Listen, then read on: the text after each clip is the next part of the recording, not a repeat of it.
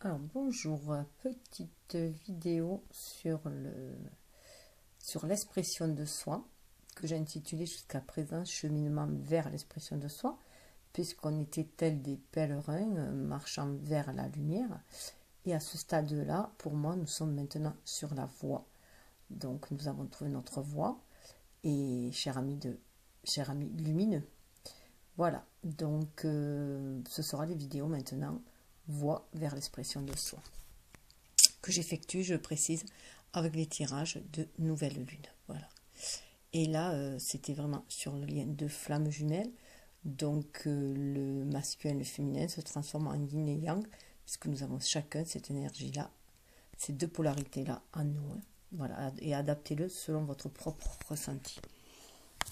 Alors, j'essaie d'éviter la luminosité. Donc ça, c'est l'oracle des esprits du site sacré. Voilà, magnifique oracle dont les illustrations sont superbes. Voici le dos, magnifique dos. Voilà. Et du coup, je vais faire la présentation sur le dos du deck. Comment mettre, là il y a trop de luminosité, donc je vais la mettre par là. Voilà. En espérant que vous les voyez comme il faut. Voilà. Alors, il est dit... Alors, ces cartes oracles ont été conçues pour vous aider à vous connecter aux êtres mythiques et aux divinités qui habitent les sites et les espaces sacrés. Si vous les interrogez, guideront votre intuition et vous apporteront des réponses profondes. La magnifique iconographie réalisée à la peinture à l'huile par une artiste renommée présente des indications précieuses sur les lieux représentés. Voilà, quant au livre explicatif, vous permettra de vous familiariser avec les méthodes de tirage, d'interpréter le message des cartes. Voilà, donc là, je vais vous faire part des messages des cartes, hein, principalement. Donc, pour donner l'ambiance, nous avons la grande déesse, régénération, mort et renaissance. Donc là, ça donne vraiment l'ambiance. Alors, ben là, je l'ai perdu. Par contre, au niveau du lexique, voilà, très très mal fait. Alors, signification. Un cycle de vie se termine, un autre commence. Accompagnez les rythmes cosmiques afin de devenir le maître de votre sort. Nous traversons tous des périodes de dissolution et de crise. Lorsque cela se produit, nous n'avons pas souvent conscience qu'elles sont nécessaires pour progresser, pour briser un cycle et passer à la phase suivante de notre vie, laquelle sera peut-être riche d'opportunités, plus grande encore que nous ne pouvons l'imaginer depuis notre perspective du moment. Au lieu de nager à contre-courant, revenez vers le rivage pour un temps, afin de méditer. Ouvrez bien l'œil et soyez prêts à vous lancer. La déesse offre des présents, mais elle peut aussi les reprendre. Les papillons symbolisent l'âme. Elle a un papillon au bout du doigt, on ne le voit pas très bien. Et il y a une nuée, en fait, de petits papillons là. Voilà. Ça forme une espèce de courbe derrière, qui passe derrière. Magnifique carte. Alors, au niveau de l'énergie yin, voilà. Amour de fée. Suivez votre cœur. Alors, l'union alchimique repose sur le juste équilibre des contraires. Écoutez votre cœur, votre esprit et votre âme. Le roi et la reine sont des partenaires égaux. Pour moi, c'est vraiment la carte qui représente le plus les flammes jumelles dans ce jeu-là. Les amants faits se retrouvent en sachant que le vent doit parfois danser entre eux. Ce sont des partenaires égaux, ce qui implique de pouvoir penser au-delà de soi et de permettre à l'autre de suivre son chemin d'âme tout en entretenant la magie. Cela n'est possible que s'ils ont l'un pour l'autre un grand respect et un amour infini. La synthèse harmonieuse qui en résulte est l'alchimie de la création et le véritable bonheur. Ce tableau a pour cadre la gorge de Saint-Nectan en Cornouailles. Il s'agit d'un ancien ermitage que l'on dit habité par les fées. On raconte qu'après avoir quitté le château du roi Marc à Tintagel, Tristan et Iseult vécurent un certain temps dans un bois, non loin d'un ermitage. Ce site est dissimulé dans la forêt humide qui avoisine Tintagel, Nectan étant un ancien dieu et un ancien dieu de l'eau celtique, peut être à l'origine du nom du saint ermite. Il n'est pas rare dans cette région que les énergies des fées soient filmées. En plus, Tristan et Useux, j'ai toujours cru que c'était des frères, hein, frères et sœurs. Donc voilà, pour moi, ça peut très bien correspondre aux âmes sœurs, aux flammes jumelles. Pour l'énergie yin, on a avec les Saintes Maries de la Mer, adaptez-vous à une situation nouvelle.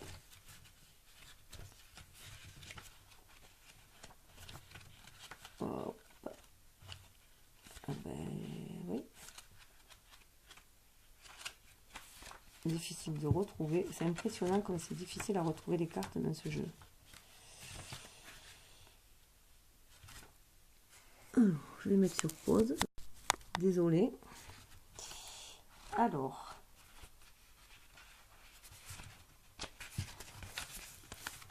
Ne craignez pas le changement. Ayez confiance dans le cours des choses. Votre travail sera peut-être plus efficace ailleurs. Ce tableau dépeint l'arrivée en barque de Sainte-Marie-Madeleine et Sainte-Sarah dans les marais de Camargue, au sud de la France. Les Saintes-Maries de la Mer sont un endroit sauvage et exotique, peuplé des flamants roses et de chevaux blancs.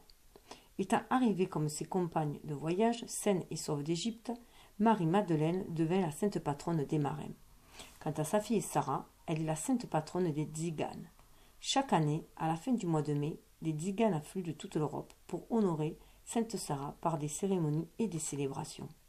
Ils rejouent ce débarquement de passage des passagères saines et sauves avec une embarcation portant à son bord les statues des saintes. Ils les rapportent entre eux, ensuite à l'église avec amour. Cette merveilleuse tradition a inspiré l'art. Sarah porte un symbole spécial qui associe une encre et un cœur en souvenir de l'événement. Ensuite, nous avons planté le germe de nouveaux modèles. Donc, c'est aller vers quelque chose de nouveau, hein, aussi. Donc, ne pas avoir peur de l'inconnu. Hein. Planter le germe de nouveaux modèles. Avec Anastasia et les cèdres chantants de Russie. Ne vous sentez pas obligé d'obéir aux diktats de la société. Allez à contre-courant. Vous avez en vous tout ce dont vous avez besoin pour réussir. Ce tableau représente ma vision d'Anastasia, la grande chamane du peuple vétru, qui vit dans la taïga sibérienne. Elle est l'inspiration et le sujet de la remarquable collection de livres intitulée Anastasia, édition Vega.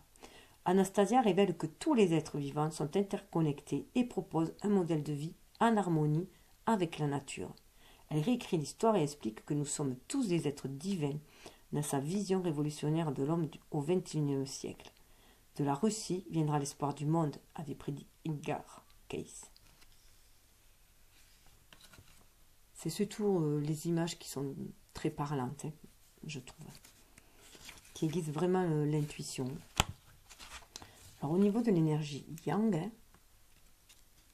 et les maîtres mots quand même qui sont bien choisis. La chamane de Shasta, éloignez-vous d'une situation difficile.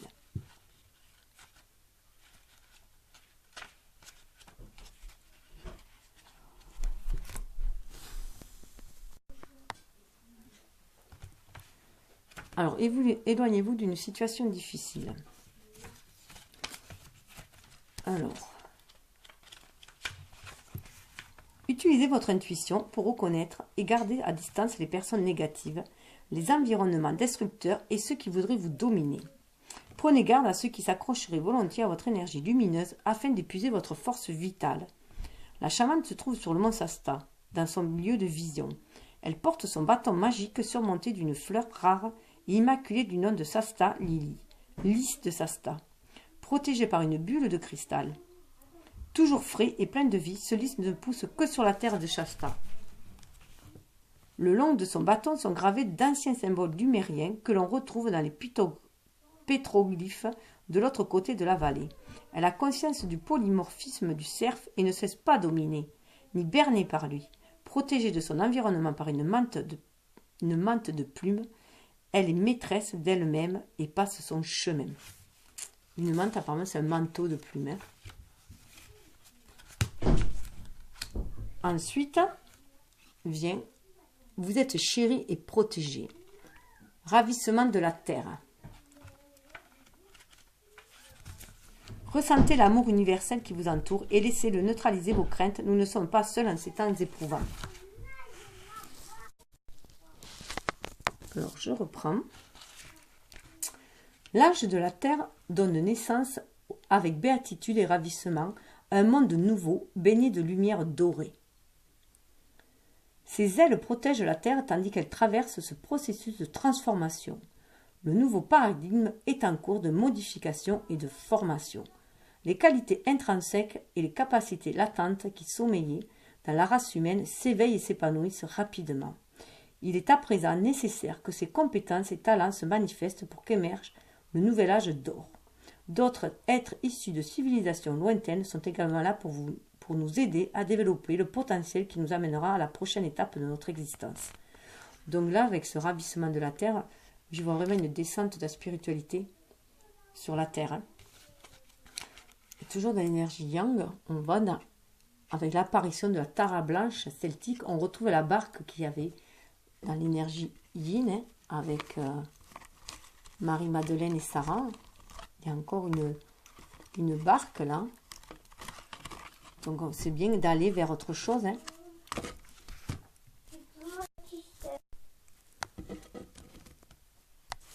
Désolée, j'ai mes petits-enfants et ils n'écoutent pas. Donc, je parlais... Voilà, du coup, j'ai perdu la page.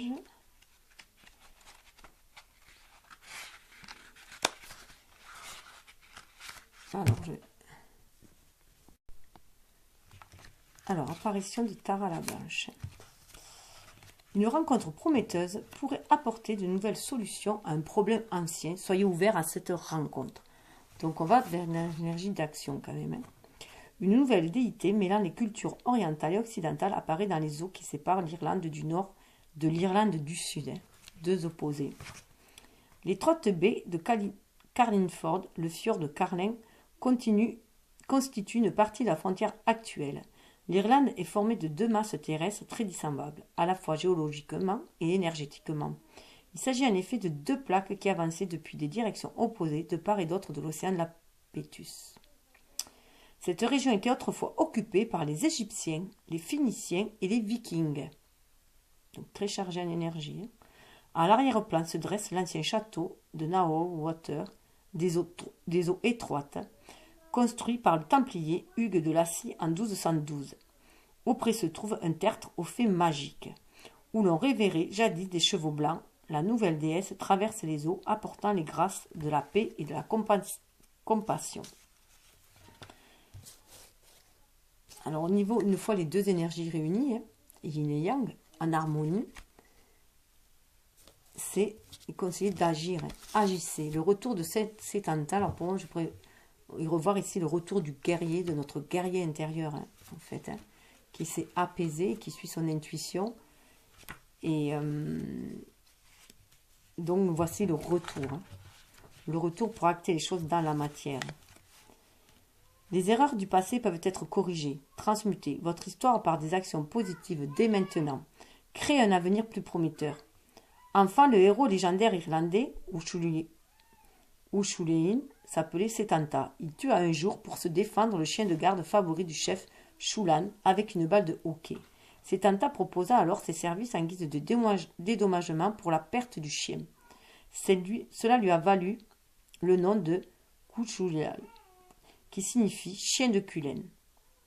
Dans ce tableau, il est de retour sous les traits d'un éco-guerrier héroïque plus évolué, ayant fait la paix avec le chien qui est devenu son ami chamanique. Il est revenu afin de protéger Tara, l'ancienne capitale irlandaise, ainsi que les autres sites sacrés de destruction et d'aménagement inutiles. Alors ce qui est intéressant, c'est que quand même, on avait Tara là. Donc il y a bien ce retour du guerrier, et donc qui a apprivoisé aussi ses instincts avec le loup, qui est devenu son compagnon, qui est devenu son intuition. Et nous avons devenez le maître que vous cherchez, donc devenir maître de soi, c'est le maître du Tibet. Vous êtes un être divin. Intégrez cette connaissance et laissez-la vous donner confiance en vous et force intérieure. Ce que vous recherchez n'est peut-être ce que n'est peut-être pas ce que vous retrouvez. Pardon, ce que vous recherchez n'est peut-être pas ce que vous trouverez. L'aboutissement de la quête est la prise de conscience que le pouvoir de l'univers est en vous. Vous disposez de ce pouvoir pour créer et construire ainsi que pour relever les défis les plus ardus auxquels vous êtes confrontés. Chercher hors de soi et attendre de quelqu'un ou quelque chose qui fasse tout le travail à votre place va à l'encontre de la loi cosmique. Nous devons tous utiliser les dons que nous avons reçus et nous employer à les développer au cours de notre vie pour qu'une aide extérieure apparaisse. Donc c'est retrouver son propre pouvoir. Donc il y a vraiment une énergie yang là. Et là pour moi c'est une énergie yin qui dit de prendre soin de soi. Ouvrez votre cœur à l'amour, oignez votre bien-aimé.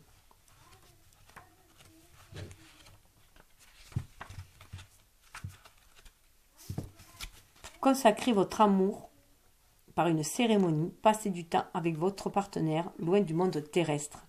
Sur les arbres et les étoiles ou dans le sein des saints de votre foyer, pratiquez avec votre partenaire un rituel pour vous honorer mutuellement et célébrer votre amour. Encens et huile essentielle peuvent agrémenter votre cérémonie. Imaginez que la fumée du feu ou de l'encens porte vos invocations et vos dévotions jusqu'aux cieux.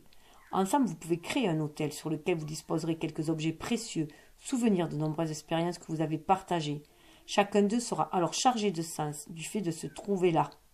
Arrêtez-vous un moment pour les contempler, pour vous apprécier mutuellement et apprécier la valeur de l'amour inconditionnel. Prendre ce temps renforce votre relation et la transforme en une union alchimique d'énergie yin et yang qui forment ensemble un lien fort et durable. C'est aussi donc marier ses propres énergies yin et yang à l'intérieur de soi, c'est prendre soin de soi, mais c'est aussi prendre soin de l'autre si on est séparé en envoyant toute cette énergie d'amour et de protection et de lumière pour le guider. Ensuite vient les conseils. Seigneur de Lyonnaise, consultez un aîné plein de sagesse. Donc des conseils de quelqu'un autour de soi, de beaucoup plus de sage, ou aussi les conseils, ça peut être aussi des guides spirituels. Les guides spirituels et les anges, des aïeux aussi. Voilà, on peut être guidé de différentes manières. Prenez les conseils d'un mentor possédant une vaste expérience de la vie. L'écouter nourrira vos aspirations. Cador, roi de Dumnoni, qui désignait anciennement la Cornouaille, aurait été un proche parent du roi Arthur. Il était courant dans les classes supérieures à cette époque de confier durablement un enfant à un membre de la parentèle. Cela renforçait les liens entre les familles dominantes tout en assurant à l'enfant une éducation et une expérience plus riche. Le roi Cador fut pour Arthur un mentor et un ami plein de sagesse.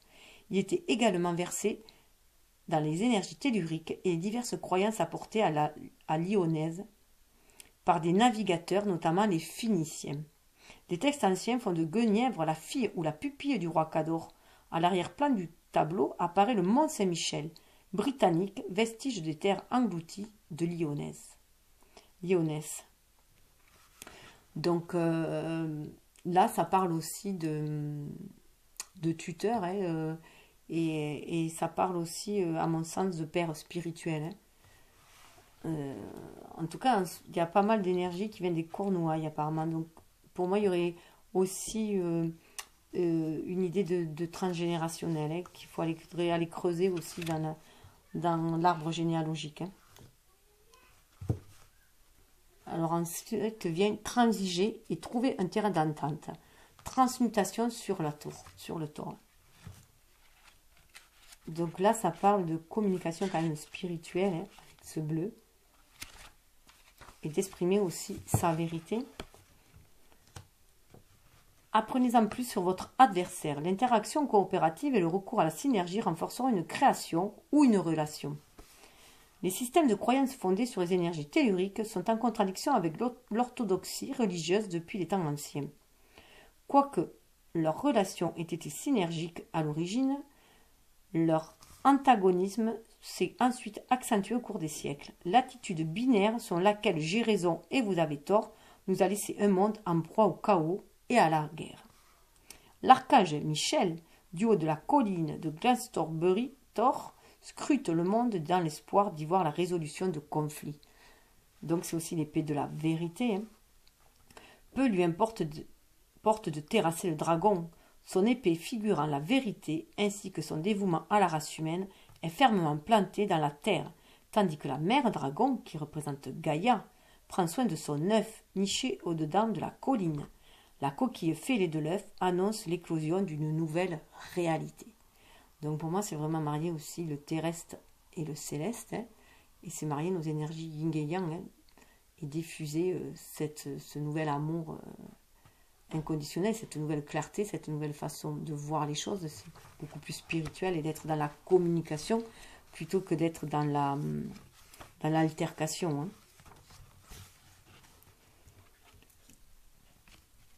Alors, revenez de l'au-delà et revivez. Voyage aux demeures d'Osiris.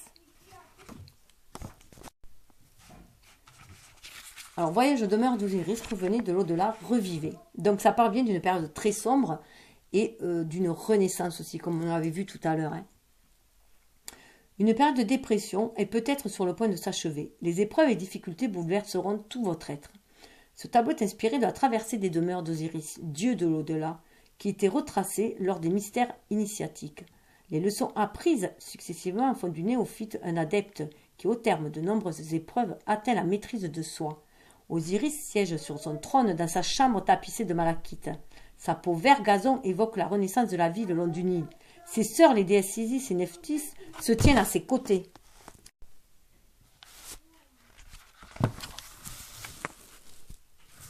Hop. Alors, ses sœurs, les déesses Isis et Nephthys, se tiennent à ses côtés. Le lotus épanoui, symbole de l'esprit, flotte dans l'air. La mort et la résurrection symboliques peuvent aussi survenir dans le monde physique, qui n'a pas connu de traversée du désert et n'en est ressorti plus évolué. Donc ça part aussi du voyage initiatique qu'est la vie, tout simplement, hein, du chemin initiatique qu'est la vie. Et en parlant de voyage, on parle encore de voyage d'ascension. Là, on le voit bien que la vie est vraiment un voyage initiatique. Le voyage céleste du chaman. Gravissez l'échelle torsadée, une marche à la fois. On parle aussi de notre enfant intérieur là, hein, qui s'élève.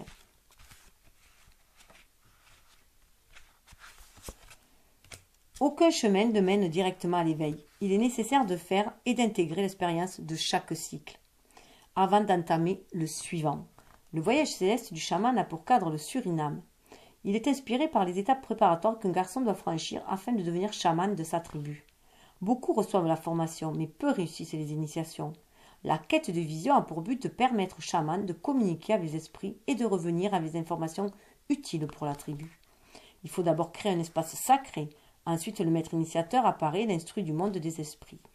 Le novice grimpe au ciel par une échelle torsadée, s'élevant à mesure que progresse sa maîtrise.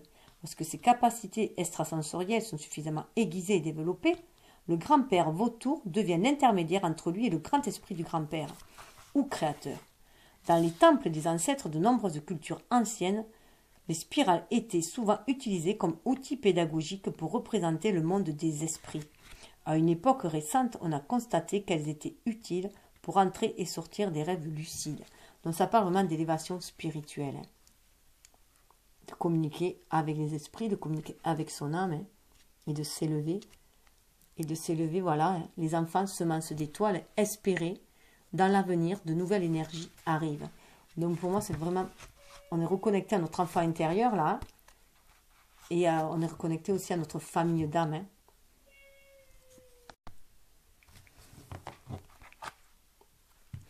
Alors, prenez soin de l'enfant étoile, aidez-le à grandir. Apportez ce qui est nécessaire à ce travail. Cet être lumineux peut faire partie de votre famille, proche ou résider en vous-même. Des enfants sont incarnés afin de nous porter assistance dans les transitions planétaires à venir. Ces semences d'étoiles désirent trouver des solutions nouvelles et innovantes aux problèmes de la Terre. Ils détiennent le savoir de civilisation plus positive qui existe sous la surface de la mer ou au-delà de notre atmosphère. Ces enfants et ces adultes peuvent lire extrasensoriellement dans les autres comme dans un livre ouvert et posséder des qualités intuitives qui les protègent des tentatives de manipulation. On les reconnaît à leur résolution détachée, quoique déterminée, ainsi qu'à leur talent accompli pour les arts et les sciences. Bien entendu, ça fait penser aux enfants indigo, aux enfants cristal et aux enfants arc-en-ciel. En tout cas, dans cette matérialité, on dit de saisissez l'opportunité qui se présente. avec la déesse de Glastonbury. Donc c'est aussi retrouver la déesse en soi et aussi agir dans cette matérialité en suivant son intuition, bien entendu, en étant à l'écoute de son enfant intérieur et de sur son intuition pour œuvrer dans la matérialité, remplir sa mission de vie aussi. Hop. Relevez un noble défi, mais prêtez une grande attention aux détails avant de prendre un engagement. On est à un seuil là, un seuil pour agir. On voit l'énergie yang, là, on voit qu'il y a l'énergie yin à une proposition. Donc on a reçu une intention, une intuition, une inspiration, et on s'apprête à agir avec cet homme au seuil. Mais réfléchis avant tout. La grande déesse revêt de nombreux aspects, notamment celui de celle qui défie. Dans ce tableau, elle propose la coupe du Graal au guerrier spirituel, l'invitant par ce geste à se lancer dans la quête. Celui-ci piaffe avec la fougue de la jeunesse, impatient de commencer son aventure. Grâce à son optimisme contagieux, il communique à ceux qui le côtoient son entrain, son énergie positive. Le but idéaliste se modifiera et s'infléchira à mesure que le guerrier progressera vers lui. Sa mission est riche de possibilités, mais il doit d'abord apprendre à se discipliner et à se montrer attentif et alerte dans les environnements qui ne lui sont pas familiers. Il s'aventure dans l'inconnu avec hardiesse, assuré de son succès futur. Donc voilà, je vais vous laisser sur cette dernière carte. Donc retrouvez le guerrier en vous, la guerrière, la déesse, le dieu. Voilà, retrouvez toute cette complétude en vous pour accomplir votre destinée. Donc, chers amis lumineux, je vous dis, et lumineuses, je vous dis namasté. Avec juste un petit mot, soyez à vous-même votre propre refuge, soyez à vous-même votre propre lumière.